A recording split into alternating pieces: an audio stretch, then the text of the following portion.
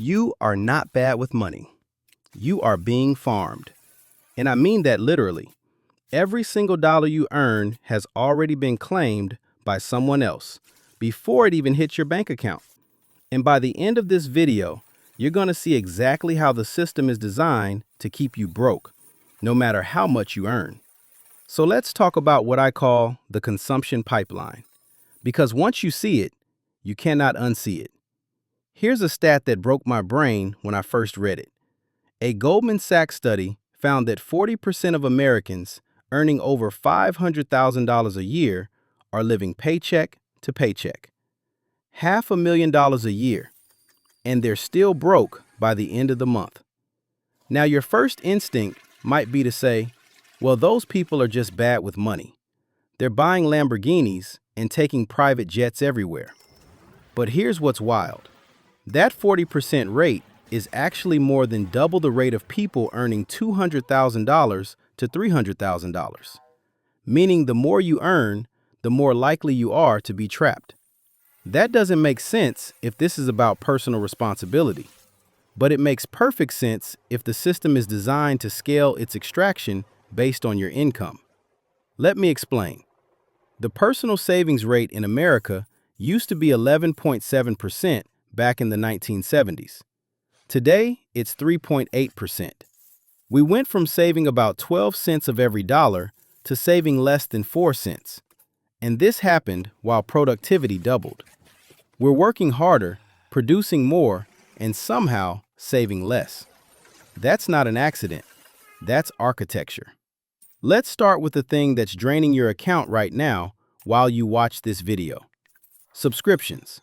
The average American spends $273 a month on subscriptions.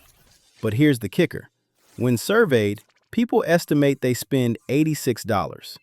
That's a $187 gap every single month that just vanishes without you noticing. That's $2,244 a year disappearing into the void while you think you're being responsible. And it gets worse. 89% of Americans underestimate their subscription spending. 42% have been charged for free trials they forgot to cancel. The average person wastes $205 a year on subscriptions they literally do not use. Remember when we all cut cable because it was too expensive? Cable used to cost around $70 a month, and we said, that's ridiculous. Netflix will save us. Well, guess what? The average American now spends $69 a month just on streaming services. We're right back where we started, except now the money goes to 7 different companies instead of one. YouTube TV launched in 2017 at $35 a month. It now costs $83. That's a 137% increase in 7 years. Netflix Premium doubled from $12 to $25. And here's the thing. The subscription economy has grown 3.4 times faster than the S&P 500 over the past 12 years. These companies aren't selling you entertainment. They're selling themselves guaranteed recurring revenue extracted directly from your paycheck every single month, forever. But subscriptions are just the appetizer. Let's talk about the main course, your car. The average new car payment in America is now $748 a month, and 17% of new car buyers are paying over $1,000 a month. Let me say that again. 1 in 6 people buying a new car right now is paying over $1,000 a month just for transportation. Total auto loan debt in America has hit $1.655 trillion. That's more than all student loan debt combined. And the average loan term has stretched to 69 months. That's nearly 6 years of payments for a vehicle that loses value every single day you own it. But here's where it gets really predatory. Between 29 and 39% of car owners are now underwater on their loans. They owe more than their car is worth. And the average negative equity at trade-in just hit an all-time high of $7,214. So what happens when these people need a new car? They roll that $7,000 of debt into the new loan, and now they're paying $916 a month on average, $144 more than the industry average. They're not just buying a car, they're buying a car plus somebody else's car that doesn't exist anymore. 1.73 million vehicles were repossessed in 2024. That's the highest number since the 2009 financial crisis. And projections say we might hit 3 million repossessions in 2025. 12.5% of drivers are living paycheck to paycheck specifically because of car costs, and 17% took a second job just to afford their vehicle. Think about that. People are working 2 jobs so they can afford to drive to their 2 jobs. Now let's talk about the place you live, because housing has gone absolutely insane. Since 2001, rents have increased 10 times faster than renter incomes. Rents went up 21%, adjusted for inflation. Incomes went up 2%, 2% in over 20 years. Home prices are even worse. Since 1960, median home prices have climbed 121%, while household incomes rose just 29%. The home price to income ratio has more than doubled from 2.1 in 1960 to 5.8 today. The recommended ratio is 2.6. We're at 5.8. Half of all American renters, that's 22.6 million households, are now considered cost burden, spending 30% or more of their income on housing. Another 12.1 million households are severely cost burden, spending over half their income just on rent. For renters earning under $30,000, the median remaining income after housing is $310 a month. $310 for food, transportation, healthcare, clothes, everything else. That's barely enough to survive, let alone save. The median age of first-time home buyers just hit 40 years old. In 1991, it was 28. We've added 12 years to the timeline of owning a home. And only 21% of home purchases in 2025 were by first-time buyers. In the 1980s, that number was over 40%. To afford a median-price home today, you need household income of $117,000. Median household income in America is $75,000. That's a $42,000 gap between what people earn and what they need. Okay, so your subscriptions are bleeding you dry. Your car payment is eating your lunch. Your rent is taking half your income. Surely you can save money by cooking at home, right? Wrong. Because they thought of that too. Food delivery apps have figured out how to charge you an 80% premium for the privilege of not driving 10 minutes. LendingTree found that delivery orders cost 79.5% more than pickup, an average of $9.30 extra per order just in fees and markups. Compared to cooking at home, delivery costs 601% more. A meal that costs $3 to make at home becomes $21 delivered. You're paying 7 times as much for the same food. Americans now spend $1,850 a year on food delivery apps on average. $654 of that is purely fees. Delivery fees, service fees, tips, menu markups. You're not paying for food. You're paying for the app to exist. DoorDash's gross order value grew from $8 billion in 2019 to $80.1 billion in 2024. That's a 901% increase in 5 years. And menu markups on delivery platforms have nearly doubled since 2020, from 40% to 81%. 38% of Americans order delivery at least once a week. And here's the stat that really got me. 36% of consumers said they would rather pay more for delivery than drive 10 minutes. We've been conditioned to pay an 80% premium to avoid a 10-minute drive. That's not convenience. That's extraction. But wait, what if you don't have the cash for all this stuff? Don't worry, they've got you covered. Total credit card debt in America just hit a record $1.233 trillion. That's up $463 billion since 2021, a 60% increase in 4 years. The average credit card APR is now between 21 and 25%. It was 12.9% in 2013. The interest rate nearly doubled in a decade. And here's how the minimum payment trap works.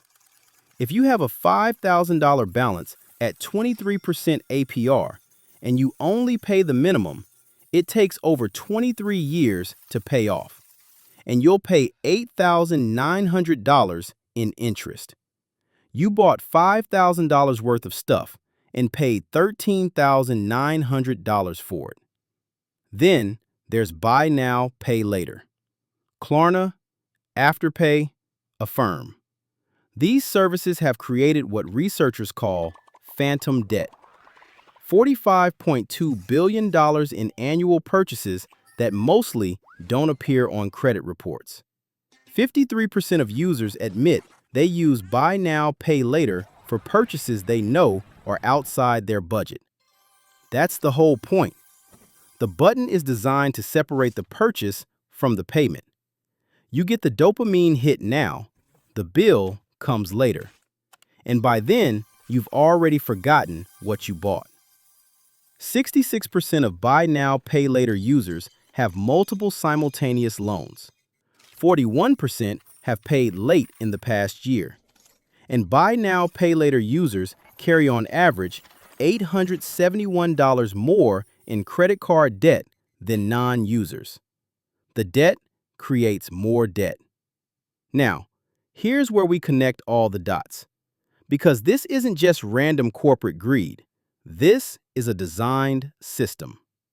Amazon's one-click checkout increases spending by 28.5%. Cornell University studied this. The button works because it removes what behavioral economists call the pain of paying. When you have to count out cash or even type in a credit card number, your brain registers that you're losing something. One click removes that friction entirely. Companies spend $942 per American on digital advertising annually. That's up from $319 in 2017. They're spending almost $1,000 per person per year just to keep you thinking about buying things. The credit scoring system itself is designed to reward spending. A 0% credit utilization rate actually hurts your credit score compared to 1% utilization. The system requires you to borrow and spend to build a good score. People who pay cash for everything and avoid debt build no credit history. Then there's the job lock. Healthcare tied to employment reduces voluntary job turnover by 16 to 25%. You can't leave your job because you'll lose your insurance.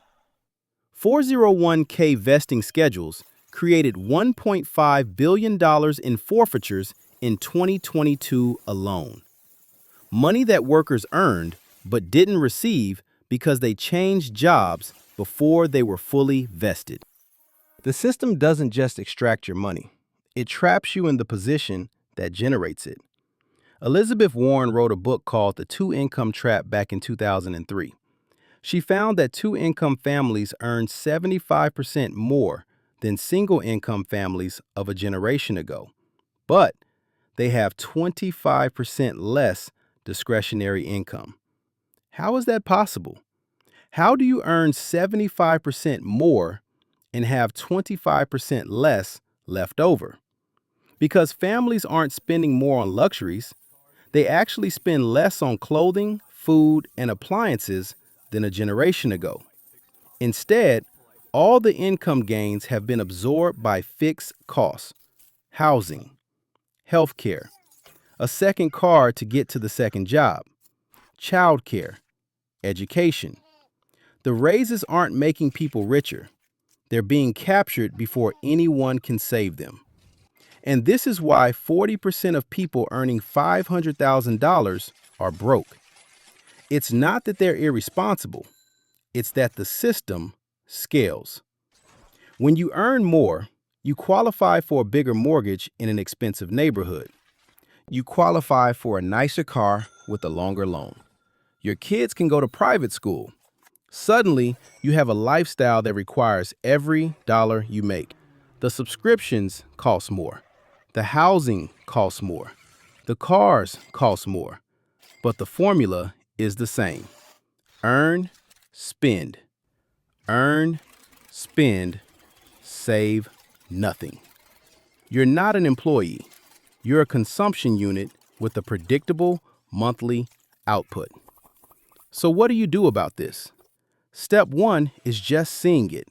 Once you recognize that every spending category has been optimized to extract maximum income from you, you can start making different choices. Cancel the subscriptions you forgot about. That's $2,000 a year right there. Buy a car you can actually afford, not the one they approved you for. Cook at home and realize you're not paying $21 for a burrito because you're lazy. You're paying it because an app was designed to make ordering feel easier than it is. Pay more than the minimum on your credit card. Even an extra $50 a month can cut years off your debt and thousands off your interest. And most importantly, automate your savings before the consumption pipeline can get to it. Pay yourself first. Because if you wait until the end of the month to see what's left over, there will never be anything left over. That's not an accident. That's the system working exactly as designed. You're not bad with money. You've been swimming against a current that was engineered to be stronger than you. But now you can see it. And once you see it, you can start building a life where your income actually becomes wealth instead of just flowing through you to everyone else. If this video opened your eyes to how the system actually works, hit subscribe.